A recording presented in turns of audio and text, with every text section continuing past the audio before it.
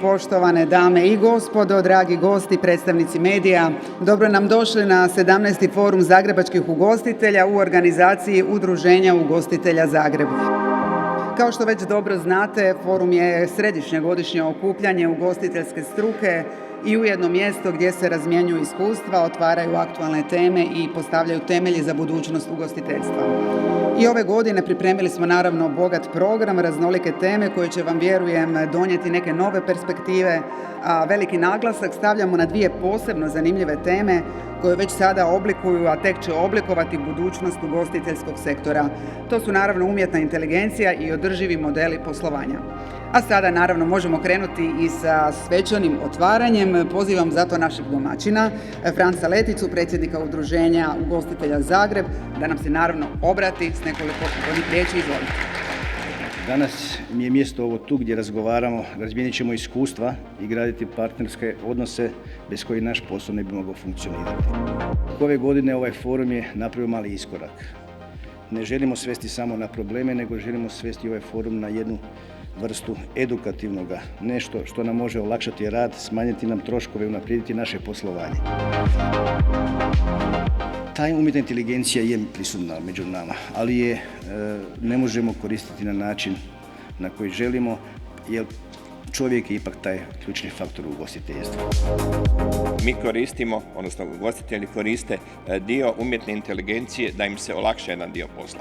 Ali ne može ništa zamijeniti tog zagrebačkog ugostitelja, tog zagrebačkog konobara koji vam servira, kao što sam rekao, omiljeno piće ili hranu.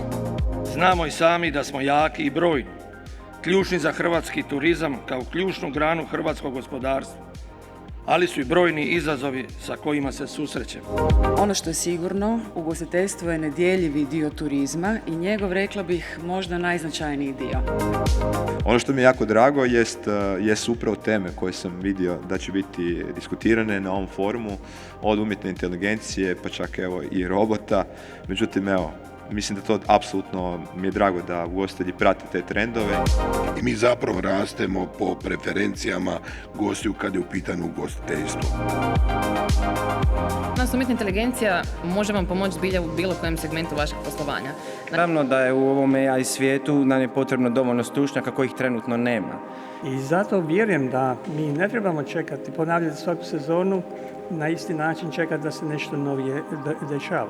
Novost je da ćete morati to izdati i fizičkoj osobi, kupcu, kada vam plaća na transakcijski račun. Zakon o računovodstvu i opće porezni zakon nam nameće obvezu da mi godišnji popis odradimo jednom godišnje. Zašto vam je nešto trošak? Jer zapravo vi ste ti koji vođenjem robno-materijalnog dokazujete državi zašto vam je nešto trošak. Pojednostaviti procedure, to sigurno sve skupa može biti nešto jednostavnije. Izazovi su ostati, ja bih rekao, na jednoj razini koju smo si mi zadali sa kvalitetom i tu pokušavamo sa našim dobavljačima držati korak. Mi se polako približavamo kraju programa, to znači da je vrijeme za dodjelu priznanja. Dakle, na ovogodišnjem forumu želimo istaknuti koliko je razvoj ugostiteljstva važna suradnja između struke, naravno i institucija. Zato se ove godine priznanja ne dodjeljuju pojedincima, već upravo institucijama koje su pokazale otvorenost za dijalog, ali i spremnost za partnerstvo s ugostiteljima. Vi ste to promicatelji zagrebačke kulture, sveg ovog načina života u našem dragom gradu Zagrebu, ali ne samo u gradu Zagrebu, nego i zagrebačke regije, pa i puno šire.